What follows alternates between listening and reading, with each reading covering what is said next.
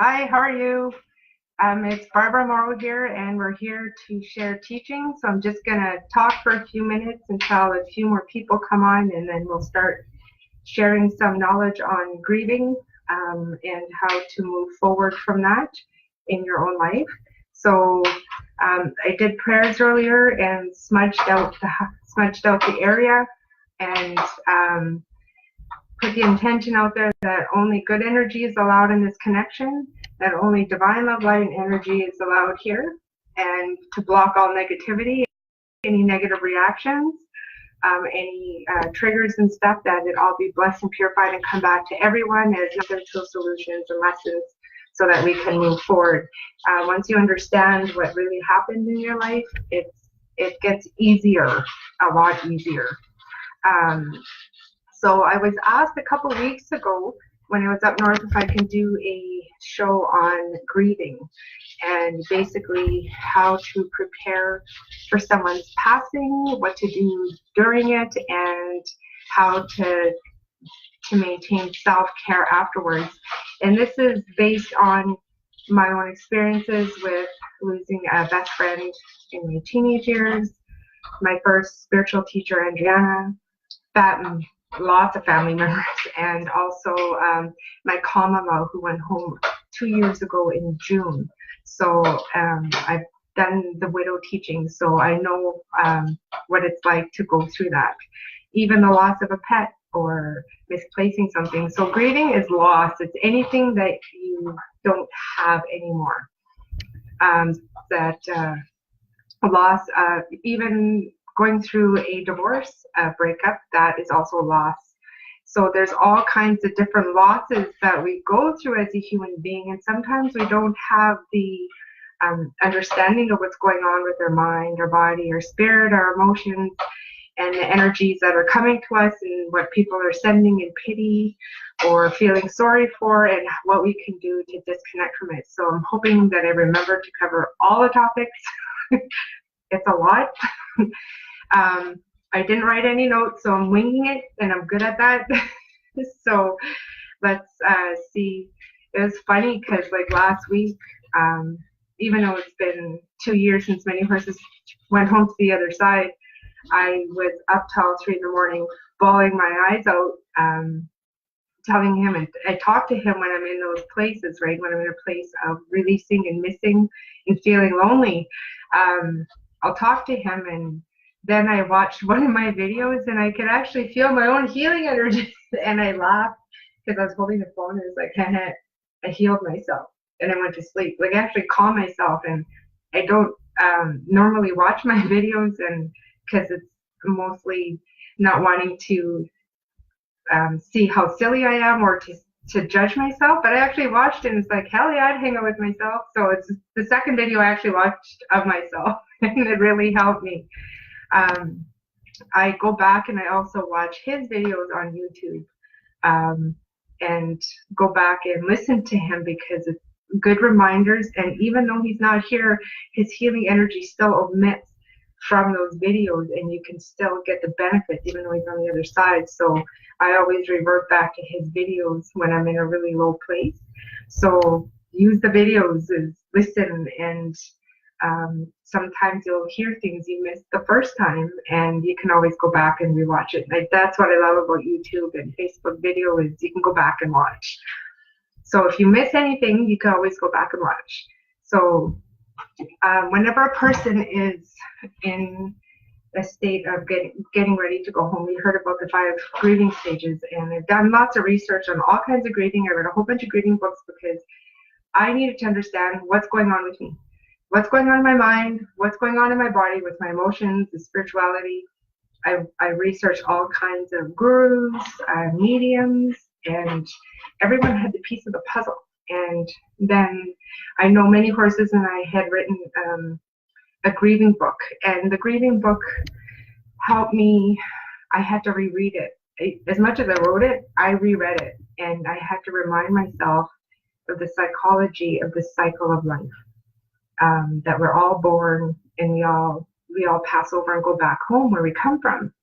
And Many Horses used to talk about that. The other side, when babies are born, they're celebrating the birth of the baby. And in the old way, we would celebrate and sing the baby in, and they would sing the baby from one place, like from the spiritual plane to the physical. And in the old ways, we used to sing our people home, and on the other side is the celebration while welcoming the spirit back. So those teachings aren't practiced like the way they used to be, and we can bring it back, because many horses always used to say, "I don't have anyone to sing me home." So I sang him Three Little Birds by Bob Marley, and I sang him his Many Horses song as he took his last breath. So I made sure that he got his wishes, and I listened throughout the years what he wanted, and I always kept mental note. And there was signs, there's always signs of knowing when someone's going to go home, and I saw them. And one of them is if you give them slippers and they put it away and say, "I'll wear it later."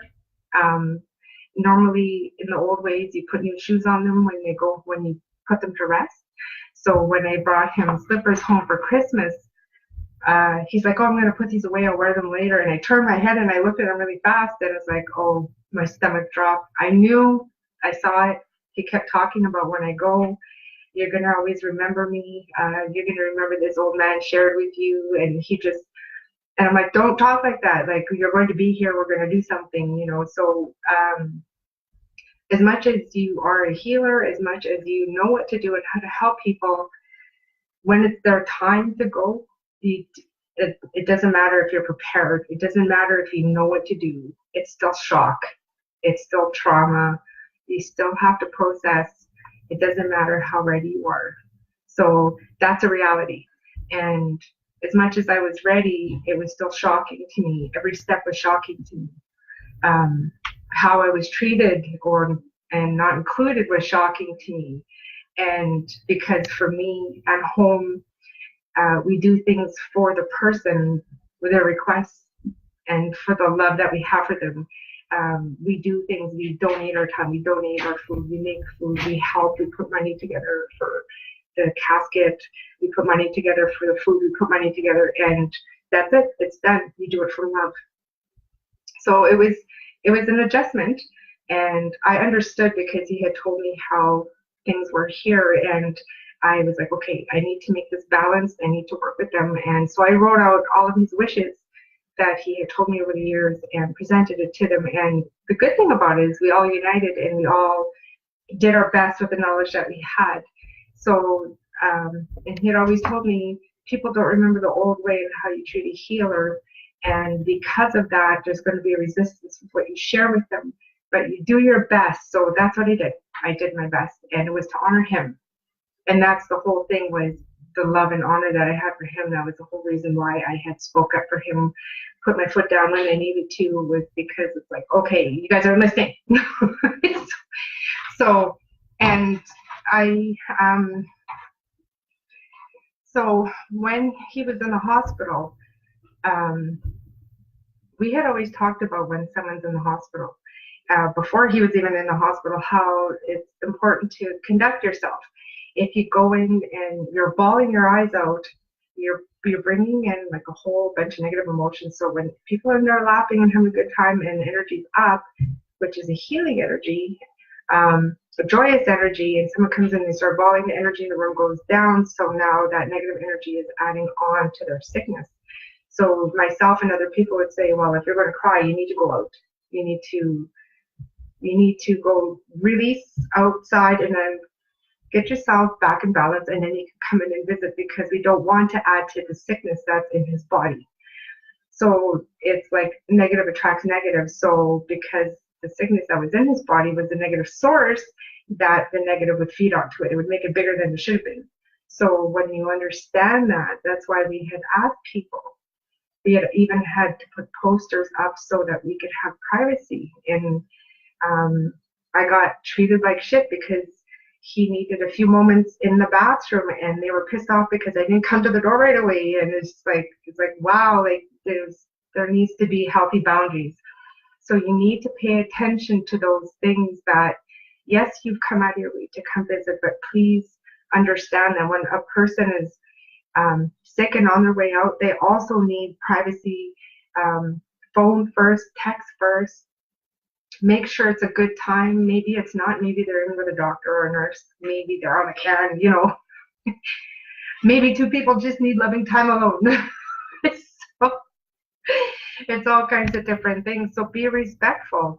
Don't treat the people that are there helping like shit either. So I had one of the nurses asking me, "Are you a nurse? Because you're helping, you're doing all this stuff." I'm like, "No, this is what my mom trained me to do, and I saw her doing was going out, making meals, taking care of my grandmother, helping her to the bathroom, washing her, all of these things that I saw my mom doing. I was able to action it now and helping him in his last few months of life. So it was a great honor for me. There was nothing shameful about it. I was just really glad that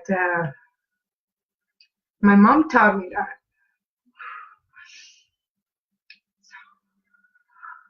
Just give me a second.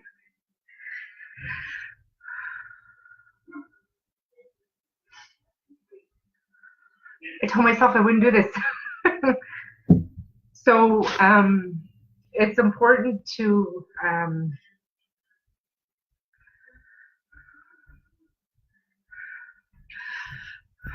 okay, I'm crying to release. It's important to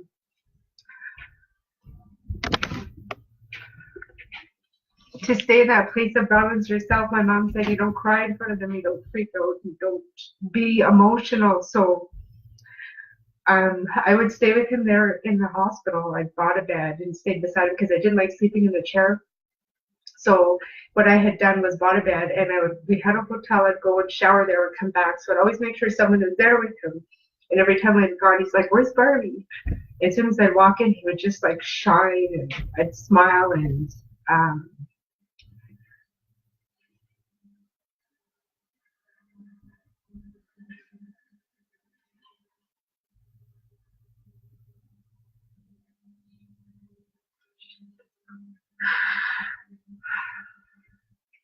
I'm sorry. Shit.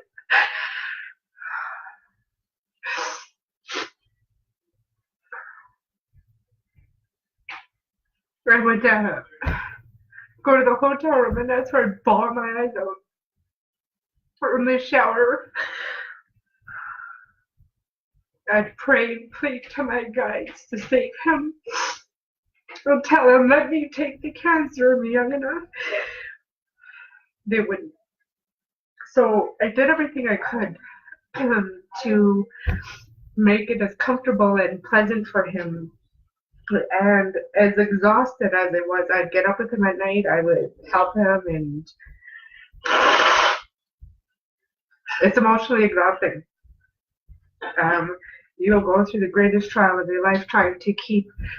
I'm doing this, my boy. Not right now. But sorry. After. I need to finish this. The van's gone. You finished this. Good distraction. He's making faces. Anyways, so I did lots of prayers. I did lots of ceremonies off the side. I did water ceremonies at the hotel. I did everything I could. I had prayer ties up in the hospital. I had a sea salt lamp. I had salt in the four corners. I put salt under his bed. I had rosaries on his bed.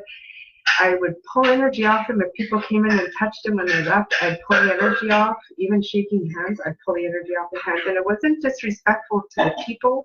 It's just if they have sadness in their heart or worry or pity, that when you touch someone, it transfers. So I made sure his body was clean all the time and cleared of any emotional transfers, so that if he had a chance to live, that it would give him a greater chance to extend his life, is to keep him pure, keep the energy right, and keep the room protected. So that is what I had done to help him. And I used all the tools he taught me. And what I had learned after the fact was everyone has 5 exit points. They have 5 times in their life where they could have died, or a close call, or a near-death experience. And that was his 5th exit. So he almost died in 2012 when we were in Kamloops, and he prayed to have his life extended, so they gave us another 4 years. And those 4 years were great. So his exit point was moved because he had explained to the other side that he needed more time to teach me everything that he knows, that it wasn't enough time. So this other side really worked with him because um, it was, he needed to share everything with me.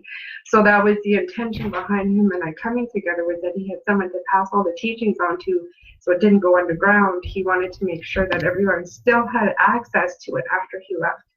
So that's why I had continued the writing, the teaching, now the videos, so that people will have the teachings, because it was always meant to be out there for mankind to help themselves to be in the light. The more people we get in the light, the more we help Mother Earth, the more the devastation won't happen. So it's like a whole pebble effect, right? So that was the intention, and he wanted to teach me so that when his son was ready, that his son, I could teach his son, and then his son can teach his wife, and then I can continue to teach people who want to learn and just leave good energy around. So it doesn't go underground, because our people need help. Our people need to know they're not alone. So when he was in the hospital, I did all those things to help him. And after he had taken his last breath, I actually saw the other side opening. It was like this big circle. It was about this high off the roof. And it had this beautiful white light. And I was like pleading, like, no, no, no, no, no, don't go. And I turned around and I swatted the doorway, and I'm like, you're not taking him. I was really stubborn because I honestly believed he was going to live, because I was shown the possibility of him living. But the doctor had changed his course of treatment, which allowed sepsis to return, and it had taken him out. So it wasn't actually the cancer that took him home. It was sepsis. He went septic. And they took him off antibiotics, and some other things had happened. So I fired him, and I fired the other doctor that he had in Smithers, and kicked him out. So I had to stand up for him because he wasn't in a place to do it, and I educated him. So you have every right to change doctors. You remember that when he's in the hospital. You have every right to get a second opinion. And if they change a course of treatment that's working, you have every right to question them and tell them to put them back on. And I did that. But because he had been off antibiotics too long, the sepsis took over. So instead of having 12 to 18 months, by the time I got to Smithers, the doctor said, with the new doctor, he said, you have 2 days. So that was another shock. So I thought the 12 to 18 months, we can do energy work, we can do ceremonies, we can do clearings every day, we can change, we were already changed our diet, we were eating really healthy. And so it's like, okay, and I saw the possibility of that future of him living another 30 years. But what had happened was the doctor had changed his course of treatment and it stopped it. So his exit point was there instead of being pushed to 30 years. I had healers contact me and say, he's going to make it, he's going to live. And I knew he was. So I had to let that go. That was another part of grieving, was knowing he was supposed to be here and he's not. So that's a big loss. And so all of that had happened. And so it was crash, burn, shock, shock, shock.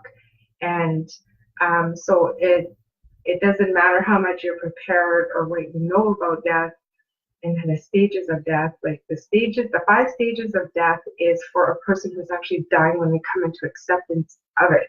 When you're actually in a grieving place, whether you're grieving while they're alive because you know they're going to go, or after they go, there's no sex. It's just a whole shitload of emotions that one place you'll be happy, one place you'll be sad, one place you'll be crying in the store like I did, or you'll be driving down the road, you have to pull over and cry because your body's releasing, because grieving is allowing your body to do what it needs to. When I was trying to say, okay, enough, I've done enough crying, I would get a sore stomach, and I had to use activated charcoal and vitamin pills. The pain was like sticking a knife right in my stomach and twisting it, so I had to take activated charcoal to calm the pain and go on BioK and strong probiotics. And whenever my nose would leak, that's when I knew I had to cry, or if my stomach hurt, it's like, okay, Barb, check in. How are you feeling? It's okay to cry. because even though they say a year to grieve for a widow or anyone who's lost someone, it does take longer. And I was told there's a 5-year mark where you're okay with it. I'm like, holy crap, that's true, because when my best friend died, it was 5 years after that I forgot her anniversary. So I kind of related it to what I experienced before. So you got to give yourself a whole lot of time and don't jump into things, because when you do, you get hurt. And that's what happened to me. So, and you got to really work on yourself and admit how you're feeling so that you're not, don't one of the things I was doing was being too hard on myself. So you got to be gentle and say it's okay to cry. It's okay to freak out once in a while. I had to go on the highway because of everything I had gone through. I had to get rid of the anger and the frustration I had with the doctors and with the treatment. So the activated charcoal you can get at Shoppers or a health food store. So anyways, when I had gone home, I had to get rid of immense anger, resentment, frustration, because that was really holding me back. I was really dark. Like, I go back and look at my pictures, I'm like, wow, it's dark, holy man. Like, I'm so glad I didn't do any work then.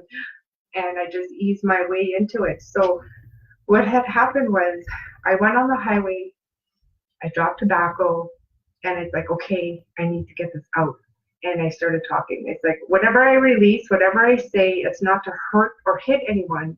I need to release this so that the energy leaves my body so it doesn't make me sick down the line.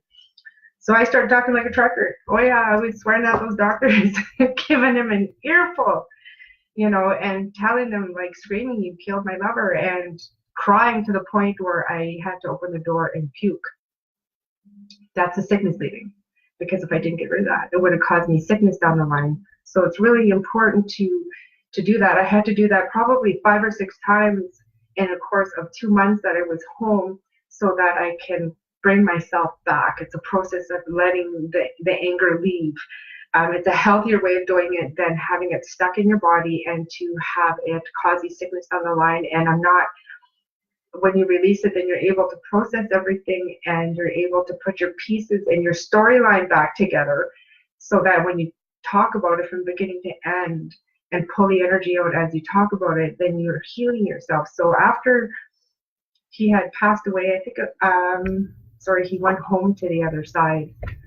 It was that about a year and a half, that Christmas, like a year and a half, the second Christmas after he had left, I was in the tub, and my guide said, you've released enough, you've cried enough, you've worked on yourself enough, you've admitted everything, you need to do your walk with what happened with him. So I sat in the tub for 2 hours, and I just talked about the sequence of events from the time there were symptoms of when he was sick, and to the trips to the hospital, what the course of treatments and the things that we had done to help him, to the treatment in the hospital, the good and bad, and to what I had done, to what I had witnessed, to what people had done and come in, and the things they had done to save him right until he took his last breath, and tell where I was at. And I bawled through the whole thing, but I was pulling the energy off where I remembered it sitting, or I could feel it sitting in my body. And then I called my power, my permission, and my spirit back. And that helped me regain control of my own life again. So it was a whole process. It wasn't something that just happened right away. It was just, and my guides helped me.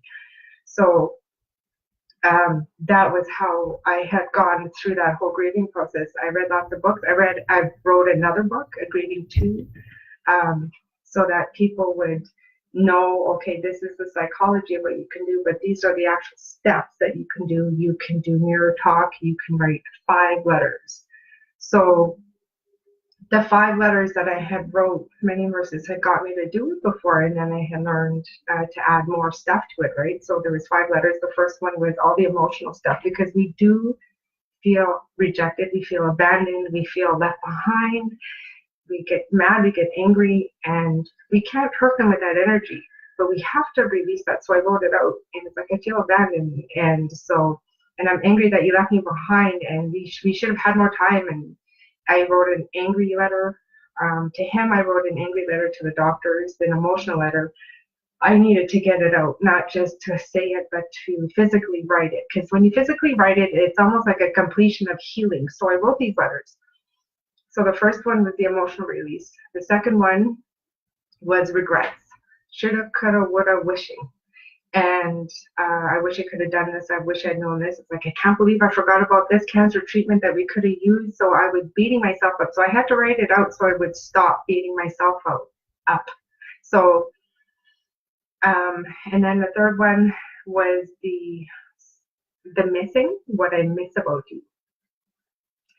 And it was everything from his hair to his smile to his eyes to his skin to his laughter to his jokes, like, and everything that I missed. And the fourth letter I wrote was what I wanted in the future, everything that I saw in the future, like the possibilities, everything we planned, because we were going to go on a cruise ship, we were going to go camping, we were going to build a cabin in the woods, and all of these things that we were going to do. We were going to travel the world, we were going to do all these amazing things. We wanted to go to the pyramids, and someday I will go to the pyramids, and so different things.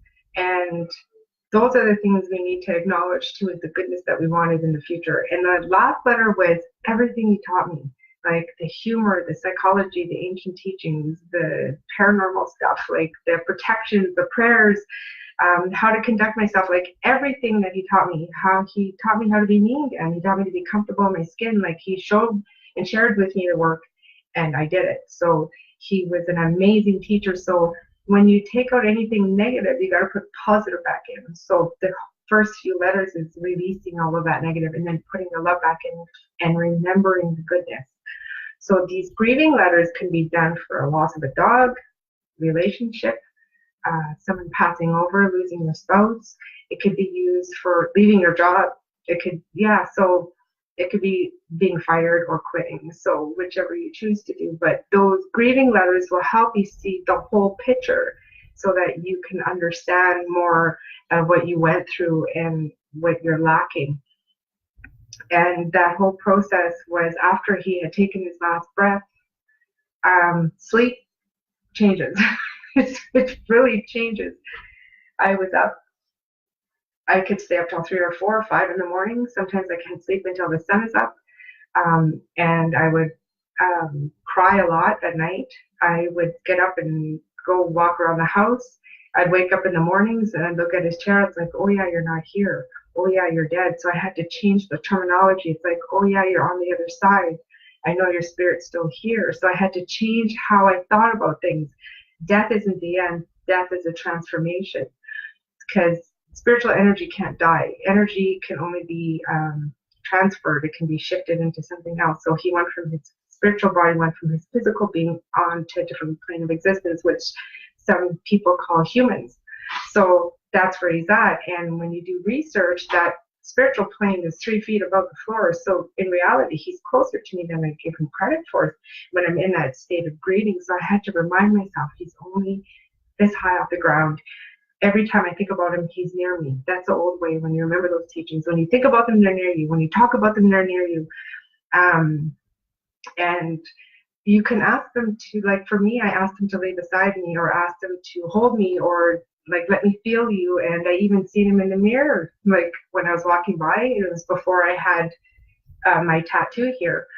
We have the same one. This was the last one he had put on his body, so I had a picture and I had it put on. So it's the grizzly bear and his yin and yang circle. So I had that put on. I didn't have it on at the time, and I walked by the mirror and I saw a beautiful man with long curly hair with dark skin, and I was walking by and I saw it in my peripheral, and I'm like, wait a minute, that's not me. So I turned around and I bent over and I looked and I'm like, what the hell? Can you do that again? But I got to see him walk with me in the mirror. And it's another time where he's standing in the bathroom, another time where I saw him walk towards me in a crowd, and I looked at him like, oh, mini horses, and I looked away, I'm like, wait a minute, he's gone. Boom, he's gone. Like that person was who they really were. And when I went home and shared that with my uncle, he actually told me, when they show themselves to you like that physically, they're letting you know they made it home to heaven. So that really helped me, knowing that he made it home. I knew he did because I saw it. And I saw the angels who came to get him. They had huge hands, 2 here and 2 here, like side by side. And they helped his spirit leave his body.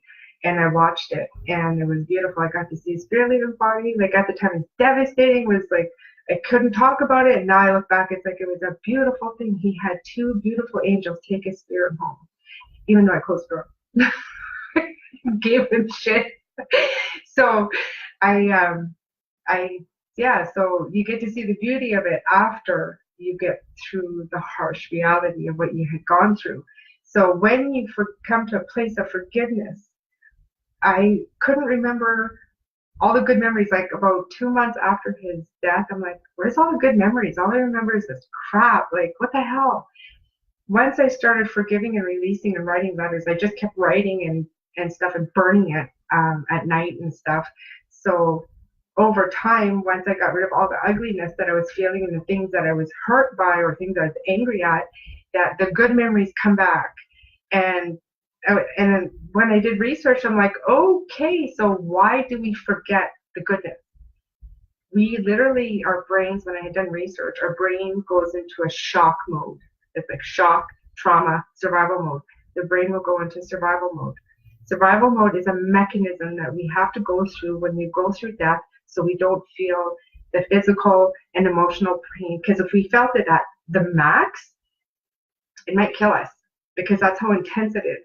I remember talking to another healer. She's like, "Oh my God, my chest hurts. Your heart is so broken. I can't believe you're walking around." And I'm like, "I don't feel it." So the survival and mechanical mode is so you don't.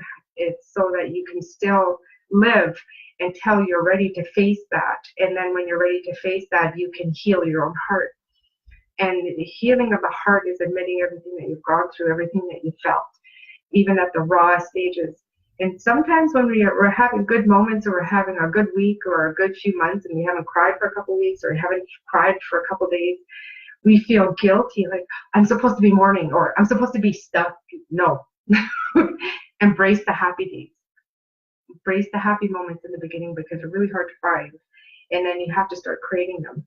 I'm going to town and get McDonald's, yes. I'm getting a pedicure, yes. I'm getting I'm getting a waxing, whatever it is. I'm getting a haircut, yes.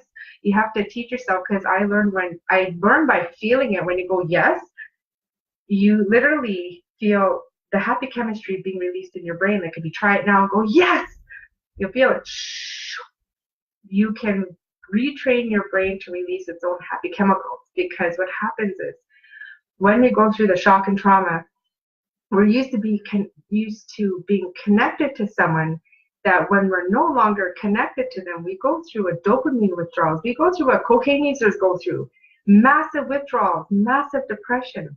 So we have to reteach ourselves to be that happy, feel that happy, release that chemicals. You can eat chocolate. I didn't eat a whole lot, but I did once a month. So I took a series of vitamins. There's one called Tier 3 Brains that helps because we have, I'm hoping you can see that. Is that English? This one. It works with the brain neurons. We have brain neurons in our head, our heart, and our gut. So it helps the three communicate. I also went on vitamin K to help clear up my pineal gland. And also I stayed on probiotics. I went on Chinkapedra to help my kidneys because our kidneys hold a lot of the fear that we go through, because when you go through that process of someone dying, there is deep fear, like, oh shit, I'm alone now. What the hell am I going to do? And it's reality. Reality hits you hard. So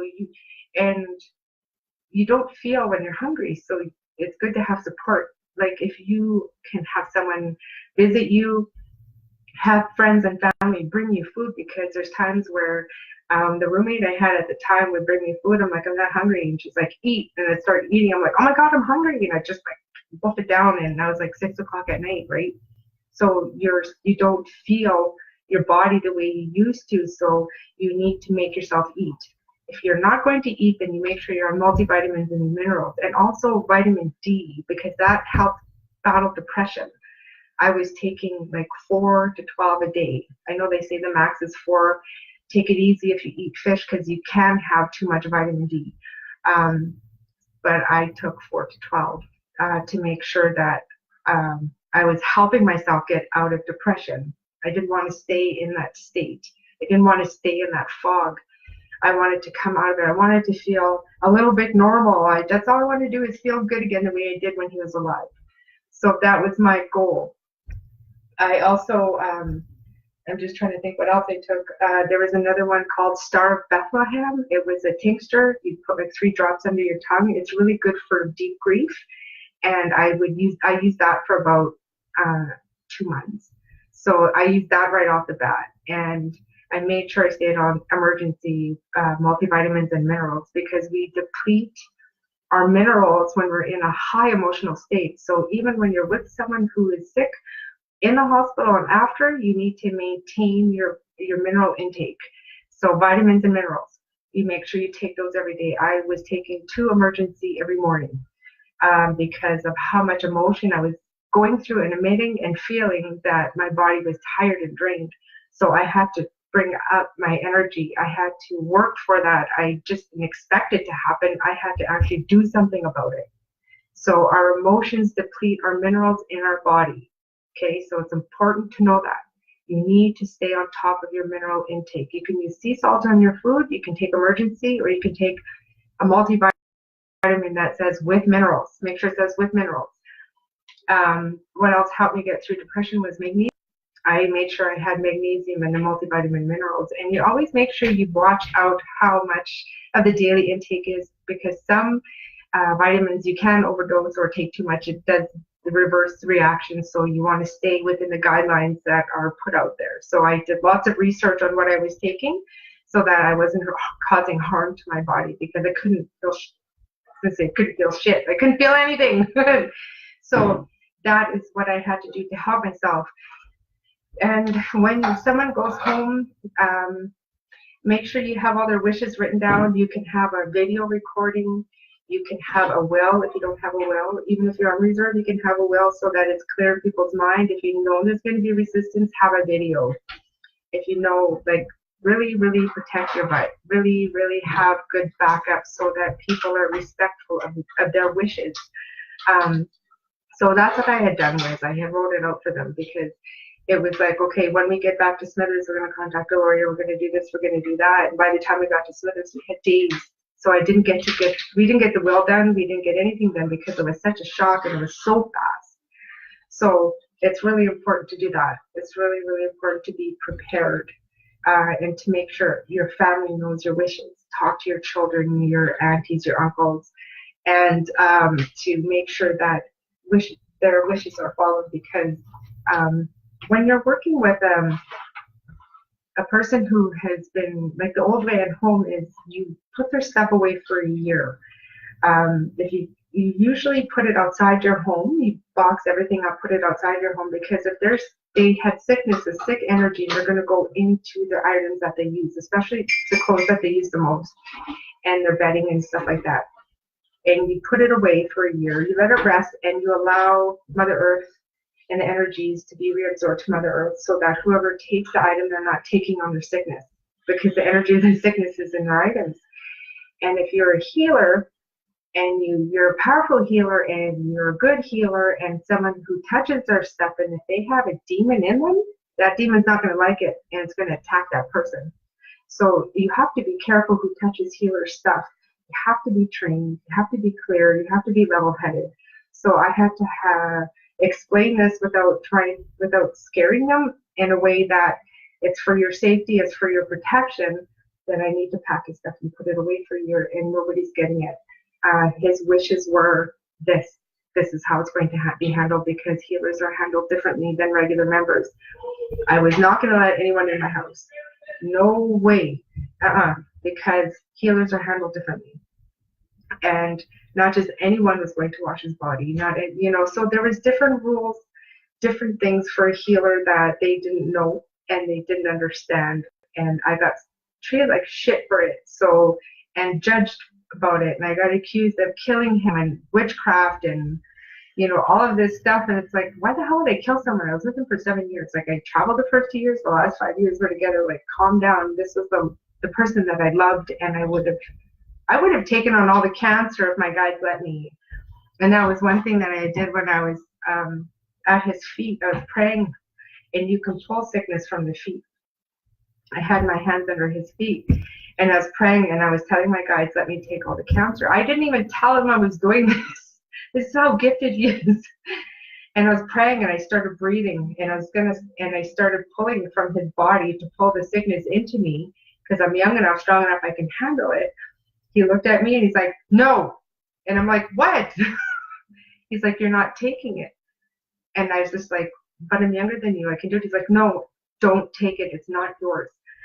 And so that was the kind of, that's how gifted he was. So people have no clue how gifted he was. I lived with him. I've seen it. I've seen miracles. I've seen like lightning come off his body. It was like amazing. Like in ceremonies, like the old stories that you hear about healers, I got to live that with him, and it was just like phenomenal and amazing. So I needed to honor him in his request when he had passed away because of who he was. People had no idea how powerful he was and how amazing he was, and they just still don't.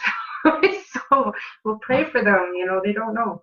They don't understand how he was and how he honored his grandparents. And that's all he wanted to do, is make them proud. And when he did go home, I felt him there. I felt the love that they had for him, and I felt him happy.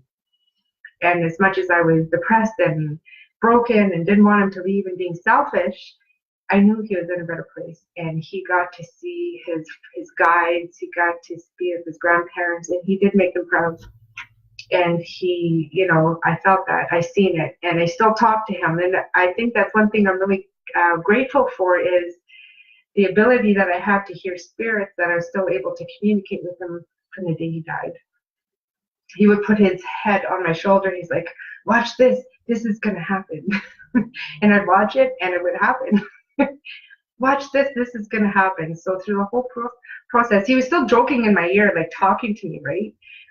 And even at his funeral, when we had his ashes in the front, excuse me, you can see him on the stage, and his little legs are just sitting there, just swinging away, and he's and he's dancing on the stage, and from underneath his ashes, he came out of his box, and he's like, and on the third day, he rose again. And I'm like, oh my God, like I'm supposed to be like grieving here. So it was really amazing to see that I could see that, and I could hear him, and it's the physical part we have to get used to. We have to relearn not to be there with him physically. So that is a whole new adjustment period. I still talk to him. Even one time I put my phone to my ear and I talked to him like he was there, because anytime I was away from him, I'd phone him every night. And so the first while I do that in my room, I'd stick the phone to my ear and talk to him. I maintained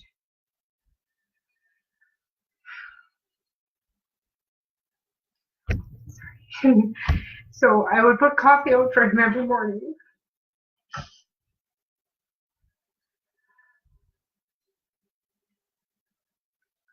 I'd make food for us, and I'd put a plate there for him, and when I was done eating, I'd put it outside so the animals could eat it.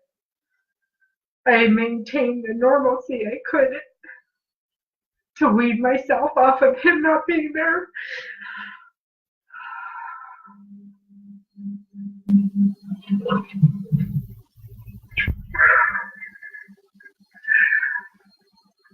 So it's important to know you can do those things.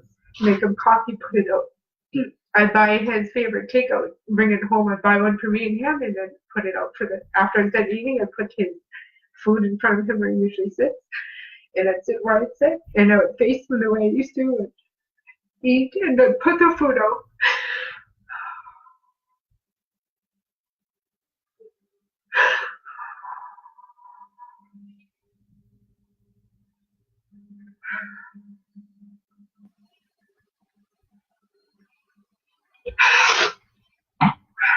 So you have to wean yourself off them. So when you wean yourself off of a person, it's easier than to just stop doing what you're used to. And I'd still talk to him, and there was a place every time I would get up and go to bed, I'd stand up and go meet him, and he would stand up and we'd hug. So I'd go there and hug myself and say, I love you, good night, and I'd go to bed. So he'd always used to say, good night, John boy. So I'd say that to him, and I would maintain the humor. So I had to really work with what I was used to, wean myself off, take the vitamins and minerals, do research to understand what's going on with my brain, and the emotions are intense. This is light compared to what I went through before. So I put my hand above my pubic bone and go, pull it up, pull it out, clear my heart, my tummy. So, and I would tell myself I'm crying to release. If I don't think it, I'll say it. So saying I'm crying to release gives your mind, your body, your spirit, your emotions permission to release it. So it doesn't get stuck, because sometimes it gets stuck. And if it feels like it's getting stuck, you pull it off. You pull it off your heart, pull it off your tummy, because it does affect us, our confidence. It does affect our whole being. It affects our whole world when we lose someone, whether they're really close or if it's, a cousin, an auntie, an animal. Even losing an animal is like losing a child. So it's really important to know that what you're going through is completely normal. And there's times I admitted, like, I just wanted to go say, screw it, I'm going to go get drunk. Just throw it all away. And there's times where I just wanted to give up. And that's when I had to really push myself. Like, you're the only one that can do this part. No one's going to pick you up out of bed. No one's going to make you shower. No one's going to make you eat. No one's going to make you live. You have to do this. He didn't teach you or love you and share everything he knew for you to dwindle away and die. Like, because I was willing myself to die, because I felt I can't do this. I can't do this alone. And I felt, because I'm from the Arctic and I was in BC, I didn't have family with me. So I felt so isolated. I felt really alone, and nobody visited. Like, when I went home for that 2 months after he died, because my guides are like, go home. You're willing yourself to die, go home. You need to be reminded why you need to stay here. So I spent time with my family, especially my children. I needed them to show me why I needed to stay. So at home, my uncle gave me moose meat. My other uncle brought me fish. My aunt visited me. I went to go visit family. When they invited me, it was the old way. It was making sure I was okay, making sure I was fed, checking up on me. Like, people came to visit me. And when I was in BC, there was nothing. So I didn't have that contact. I didn't have that support. I felt really abandoned. And the people that were closest to many horses were the ones that stayed in contact with me. And those phone calls, I looked forward to them. His brother, his nephew, his cousin, and and I met a lady on the reserve. She wasn't from there, so her and I could relate. And I visit her, and she's like, a part of your self-care, I'm going to give you free facials and waxings for a year. I'm like, hell yeah. So that was my thing to look forward to every month or every 2 weeks, was I have something to do for myself. I have something to look forward to. And she has no clue how much she helped me. And I'm so grateful, because it really helped me look forward to something to do all the time instead of being stuck. So you have to take those steps to do something new. So even now, I get a haircut every couple of weeks. That I still look forward to that. That's a part of self-care. Now I found out a really awesome place to get pedicures. It's like, cool, someone else can deal with my stinky feet. So, and it's a part of self-care, because when they do your feet, they massage your feet. And when you understand reflexology, everything they touch on your feet helps release energy in the body. So I'm all in for that. So it's important to do that. So knowing what to do with the letter writing, knowing how your body works, knowing how emotions work. Emotions will be released, because what happens is, even when you're in that emotional state and people feel sorry for you, it's like they're putting these layers of emotion on you that's not yours. Pity, sadness, worry. So what I had to do was, every day I was sitting there crying one time, and my guides are like, it's everyone else's emotions, get rid of it. So I was like, how do I do it? They said, chop it. So I was like, what do I do? They like say I disconnect from everyone's emotions. So it was very easy. It's like I disconnect from everyone's emotions. I chopped it. I send them all loving blessings. You can't touch me anymore. And I felt this immense lifting of energy from other people's sadness for me. And that's why it's like, if you ever know anyone who's ever in a grieving state, love them. See them happy. See them when they were happy with the person that they're with. Remember a good time that you had with them, and pull in that energy. Say, that's the energy I want them to feel. That's the energy I want them to be in. because when you put sadness, pity, and worry on them, you're adding to their breathing, you're putting more pressure on them, and pressure on the body is depression. Depression is the push down and away.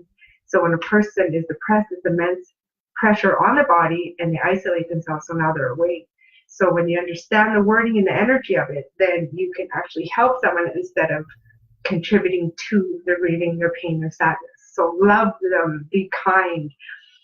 And when you're in that, you don't want to be treated like, oh, you're so pitiful. It's like, keep being funny, keep talking about good times, encourage them to listen to them, and when you just treat them the same, that's the best thing you could ever do to a person who's in grieving, is to treat them the same. If you're like, oh, are you okay? Do you need anything? It's kind of like, oh God, just treat me normal, because all we want in that state is just to feel normal. And sometimes when we have friends that know that, and they treat us the same, it's a sense of normalcy, and it helps us. So treat people the same, and so disconnect from other people's emotions and crying to release. Don't beat yourself up if you're still crying 2 years after. It takes about 5 years to be okay with everything. Your physical body, it will feel achy. So what I used to do was have a sea salt bath and Epsom salt bath, if not every night. I would do it almost every night. It was like 2 cups of sea salt, 2 cups of Epsom salt. I put oils in there if I wanted to, but sometimes I just lay in there to get the pain and heaviness off my body, because we get achy from the amount of the emotional state we're in.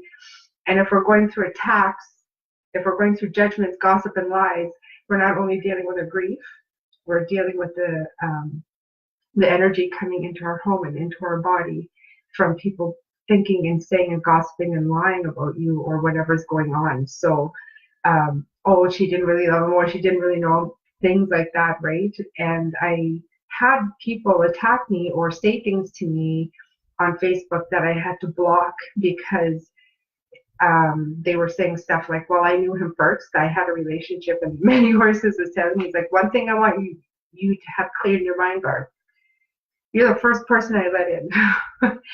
And he's like, there's going to be people who are going to claim things about me. You need to know this. So when you confront it or it comes to you, you know the absolute truth came from me. Because some people believe in their minds that they had something when it was just a friendship, just a nice connection. It was a working relationship. But he said people will start claiming things like that, and they did. And I just remembered that. I'm like, I'm not going to feed into that. Block, goodbye, see you. I don't need to hear that shit, because I know what I had. And that was what was important to me, was he was honest with me about everything. And that's what I loved about him. And I was honest with him with everything. So people do say and do silly things to you after you lose a loved one. Sometimes it's straight out rude. Sometimes it's because they don't know. So just don't take it personal. There's times where I wanted to attack. There's times where I wanted to go beat the shit out of a person, and it's like, it's not worth it. It's better if I just disconnect, clear it, and if it pisses me off, what did I do in my past? It could have been a whole different scenario, but I still need to uncover. So I use the whole situation to help me heal and uncover my own past trauma, so that I wouldn't react or give my power to them. And I would disconnect from them and send them love and blessings, because I want to make sure that I keep myself whole, I keep my integrity in place. It's so important that you don't go to the levels that people will come at you with. So there is the good side and the bad side. And excuse me, if you need help, ask for it. I reached out to amazing healers and psychics to help me get through, because I felt alone and abandoned, because there was a period of time I couldn't hear my guides, and I was like, what the heck's going on? So when you're gifted and you go through grief, your gifts can go away from the immense amount of grief you're in, and you have to earn them back. And it's not like you're being punished, but it's like, the more you heal, the more you admit, the more you let go, your senses will come back, your hearing will come back. And sometimes trauma can even make it wide open. It can go from nothing to wide open. So it's either or. So as long as you continue to use the tools, even though I felt abandoned that time, I would continue to use the tools, continue to smudge, pray, clear myself, and then I could start hearing them again. So it was something I knew that I could do. So I had done that. It's like, okay, I'm shut down right now. I can't sense and feel a whole lot. And I had help. I had people sit down and say, here, read me. And I'm like, it didn't want to. And they're like, no, you need to read me. So it'd take me a few minutes, about 2 minutes, 3 minutes to get to that place. And then once the reading came, it just came. So you have to keep practicing. So that's the trick, is to keep practicing, keep using the tools, and to keep going forward, because you can't just sit back and wait for it. It is like an earning process. It is remembering how to use it. It is knowing it's still there. It's just trapped in grief. And so don't feel bad about it. You just continue going. You continue using the tools that you have when you're in that place of deep grief. And no matter what happens, don't own other people's shit or how they feel about you. That's one thing many horses used to say is, if you don't have to take them home, you don't have to live with them, it's none of your business. Just let it be. Disconnect, send them love and prayers. He's like, that's the best thing you could ever do, because they have no idea that they're causing pain and sadness. And if you connect, you're taking their sin, you're taking their energy. If you just connect and send them love and blessings, whatever their karma is going to go back to them. You're not going to take that on. So I had to continually do that. I had to continually protect myself. And I had people break into my house and steal objects of his and mine and the roommate and leave shit in my toilet. So it was a clear indication that they were territorial and had absolutely no respect.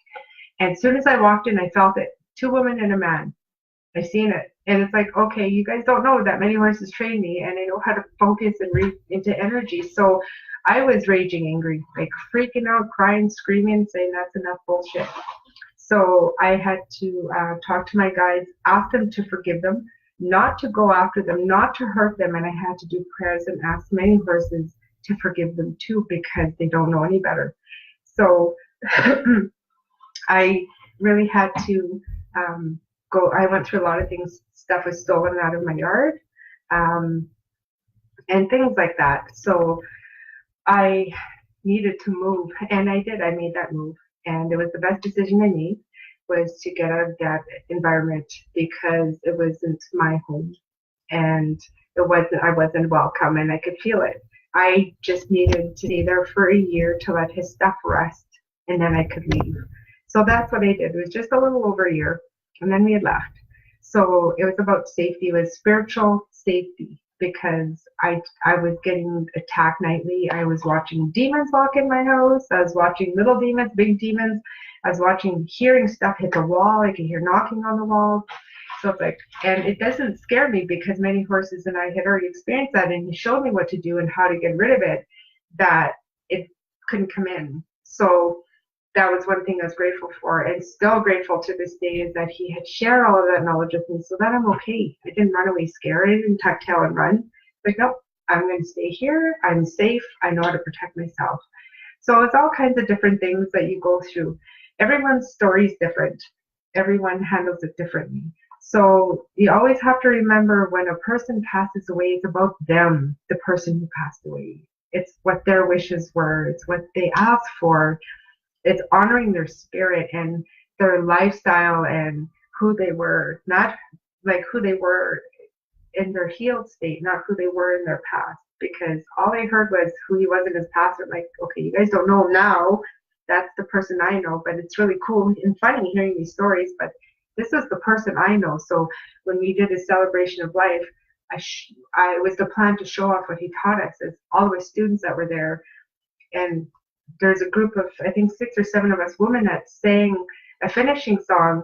And as we were singing it, a golden light came in and went over. It's like the sun coming in. And for me, that was a sure sign that he was happy with what we had done. We had showed him ceremonies. We played his video. I wanted people to see him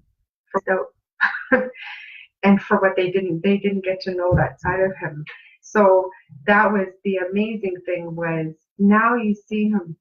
This is what he had to share. This is who he was, not his stories from 30 years ago. This is the life that he chose to walk. This is how he conducted himself. These are the teachings he taught us, and these are all the students he left behind. So there's many of us out there. Some of us have to go on our own path. Some of us have to, and I just think of it as a pebble here, a pebble here, a pebble here, and we're all spreading the love. We're all spreading his teachings. That's what matters, is his teachings go on. That's it. So that's the legacy he left behind. That's what I'm running with. So that's the intention that we need to take with our loved ones. What did they leave behind for us to use in this lifetime? The humor, the teachings, the love. How are you going to carry it on for them? How are you going to continue to go forward? Are you going to play the wow? Are you going to keep going forward? Are you going to train yourself and take the steps to move out? Or are you going to stay stuck? Because you can get stuck in grieving. It's so easy. I mean, I could have stayed stuck there, but I talked to myself and told myself, I give you permission to grieve. I give you permission to mourn. I give you permission to cry. I give you permission to feel everything you need to feel. I give you permission to move forward from grieving. I give you permission to be self-empowered. I give you permission to learn everything you can about grieving to help others. So I had to do this over time, and so that I could move forward, because I didn't want to be stuck in a, oh, poor me, wah. It's like, no, if I'm not going to learn my lesson, this crap's going to repeat, and I've learned, and I'm sharing, and I've forgiven, and now I'm going to share so other people know what to do. It's okay to ask for help. It's okay to feel what you're feeling. So, my brain's going blank, spirit's pulled back. So, we share teachings on grieving, so that it's mind, body, spirit, emotion, and what to do, and what to expect, and preparations before, during, and after. So it's kind of like all jumbled up in my story. You can take notes, you can re-listen, but it's there, it's out there permanently. So you guys make sure you can share this. You can download it. Just make sure that the teachings that are shared are from many horses, from his life experiences, his grandparents' life experiences within his family line, my bloodline, with my parents and my grandparents, and my life experiences. So it's a combination of everything, and research. So you give credit where credit is due, and that's why I'm so grateful for my mom. I'm grateful for many horses, and Jan, and everyone who is in my life, even the ones that have hurt me. I'm grateful because you're teaching me how not to be. Always stay in the light. Okay, so it's been over an hour. I'm going to go outside and have a smudge. It was nice talking to you. Love you all. Take care. I disconnect. I send you all love and blessings. You have a wonderful night. Bye.